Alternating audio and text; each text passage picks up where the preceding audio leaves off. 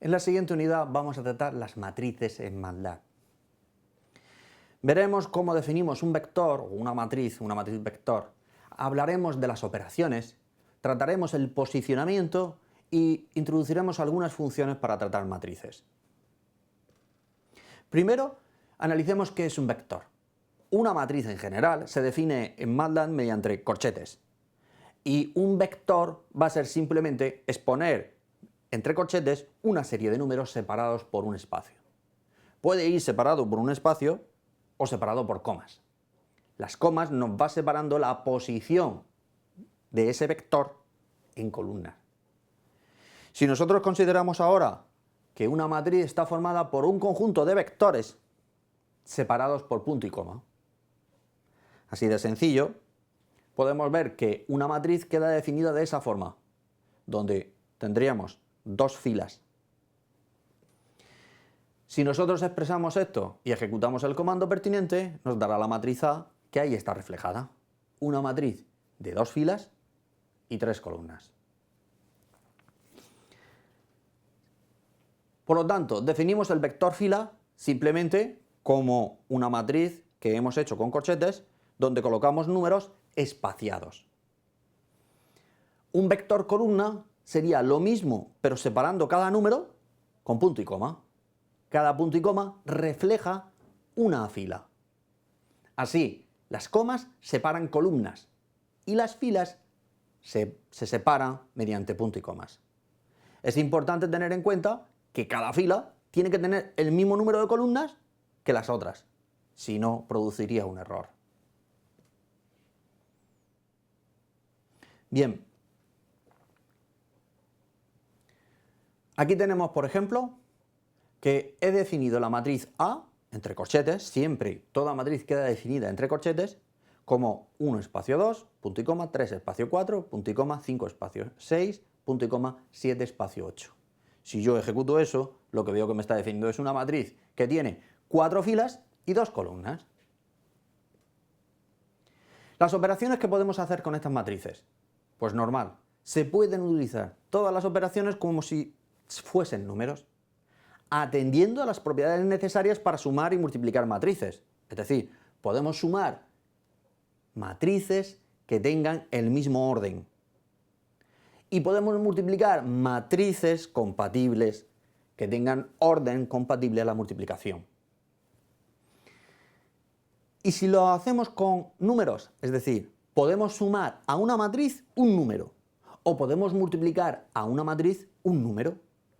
El efecto es el mismo que hacemos con los espacios vectoriales, tratando las matrices como espacio vectorial. Es decir, operar una matriz con un número equivale a coger esa matriz y operar cada elemento de la matriz con ese número, donde las operaciones pueden ser la suma o la multiplicación. Recordad que la división afecta a lo mismo, es la inversa de la multiplicación. Con lo cual, yo puedo coger y hacer la matriz A que he definido anteriormente, dividido por 2, y eso equivaldría, como ahí veis, a la matriz que me da cada elemento de A dividido por 2. O la matriz A menos 1, y eso equivaldría a la matriz cada elemento de la matriz restándole 1. Del mismo modo puedo hacer la operación toda conjunta. A dividido por 2 menos 3 equivale a la matriz A dividir cada elemento por 2 y luego a cada elemento restarle 3. Y nos daría de nuevo una matriz del mismo orden que la matriz A porque he hecho operaciones con ellos. Un ejercicio simple para que vosotros practiquéis. Definir esas matrices y una vez que defináis esas matrices, hacer la operación primero A más 2 veces B por C y luego A elevado a 2 menos B. Hacedlo. Bien, una vez hecho, veréis que defino primero las matrices de esta forma. Sencillo. Y ahora hago la operación. A más 2B por C. Recordad que yo ya sé que se puede hacer A más 2B porque tienen el mismo orden. Y sé que se puede multiplicar a C porque tienen orden compatibles con la multiplicación. En consecuencia, me da el resultado directo. Del mismo modo, hacer la multiplicación, hacer A al cuadrado, equivale a multiplicar A por A. No estamos haciendo elevar cada elemento de A al cuadrado, no. A al cuadrado equivale a multiplicar A por A. Recordad que eso en la multiplicación de matrices es muy diferente. luego trataremos el otro tema. Pero ahora, A al cuadrado equivale a A por A menos B. Y eso nos da automáticamente una matriz de 3 por 3, lógico. A es de 3 por 3 y B es una matriz de 3 por 3. ¿Cómo posicionamos en una matriz? ¿Cómo nos posicionamos? Podemos hacerlo por la posición del elemento o por fila y columna. Por la posición del elemento, si consideramos una matriz de n por m, es decir, n filas y m columnas, y las numeramos de esa forma, a su 1, 1, a los elementos de cada de la matriz, podemos decir que podemos posicionarlos de la manera siguiente: A y entre paréntesis, los paréntesis nos dan la posición mientras que el corchete nos definía la matriz. A y entre paréntesis como si fuese una función, como si la matriz fuese una función. Decirle el elemento que queremos, la posición del elemento.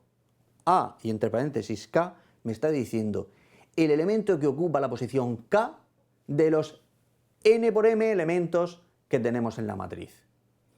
Atendiendo a si hubiésemos colocado en la matriz A todos los elementos en línea y esa línea fuese representada por la línea roja que ahí veis. Es decir, cogemos la primera columna y la ponemos en línea, la segunda columna y la ponemos en línea, la tercera columna y la ponemos en línea, así sucesivamente todos y lo hacemos una sola línea. Si los numero, la posición K corresponde a uno de los elementos y A de K me devuelve ese elemento. ¿Sería fácil obtenerlo? A de K equivaldría al elemento IJ, donde la I es el módulo y la J también vendría a ser por la parte entera. Pero no es habitual utilizar el elemento AK. Será más adelante cuando utilicemos otras propiedades, como sí que el utilizar el AK nos viene muy bien. Pero lo más habitual es la posición IJ, es decir, dada una matriz, el elemento que ocupa la fila I, columna J, que también equivale a decir el posicionamiento en el elemento AK simplemente con esa regla. Habitualmente trabajaremos con la posición IJ, simplemente expresar I y J, donde son los elementos. Veremos en la próxima sesión, cuando hablemos de submatrices, cómo ese I y ese J lo podemos trabajar de una manera también más compleja. Para terminar, vamos a ver una serie de funciones sencillas. Por ejemplo, si C me devuelve el tamaño de una matriz. Si C devolverá un vector fila, una matriz fila, que tiene dos elementos. El primero, el número de filas que tiene la matriz A, y el segundo, el número de columnas que tiene la matriz A. El siguiente Y me devuelve una matriz identidad de tamaño n por m, es decir, una matriz con todos ceros menos la diagonal principal que tiene unos, de tamaño n por n. Si colocamos Y n, m, lo que me está diciendo es que quiere una matriz de tamaño n filas y m columnas. En este caso, la diagonal principal, o sea, todos los elementos menos la diagonal principal va a ser 1 y todos los demás son 0. También podemos definir una matriz todo de unos, de tamaño n por n, o una matriz todo de ceros, de tamaño n por n, y una matriz aleatoria, que nos daría números comprendidos entre 0 y el 1, de tamaño n por m. Por ejemplo, vamos a hacer un ejercicio en el que construyamos una matriz aleatoria de n números comprendidos entre el menos 100 y el 100, y que sea de tamaño 4 por 6. ¿Os atrevéis a hacerlo vosotros? Intentadlo. Y ahora cuando lo busquéis, venís aquí y veréis cómo se hace. Vamos a verlo nosotros.